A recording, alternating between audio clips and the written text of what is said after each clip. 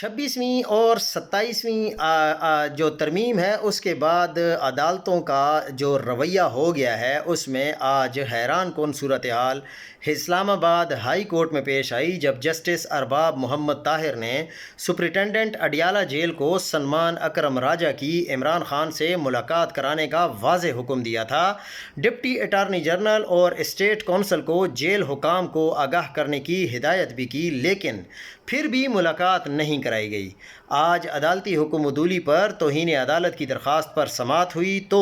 Justice ارباب محمد طاہر نے حیران کن طور پر سپرنٹنڈنٹ جیل کو طلب نہ کیا، بلکہ کمرہ عدالت میں موجود اسسٹنٹ اٹارنی جنرل کو یہ کہہ کر ملاقات کا معاملہ دیکھنے کی ہدایت کی کہ سلمان اکرم راجہ کی عمران خان کے ٹویٹر اکاؤنٹ پر پابندی کے کیس میں وکیل ہیں، اگر ان کی ملاقات نہیں ہوگی تو عمران خان کے ایکس اکاؤنٹ پر پابندی کا کیس آگے کیسے بڑھائیں گے۔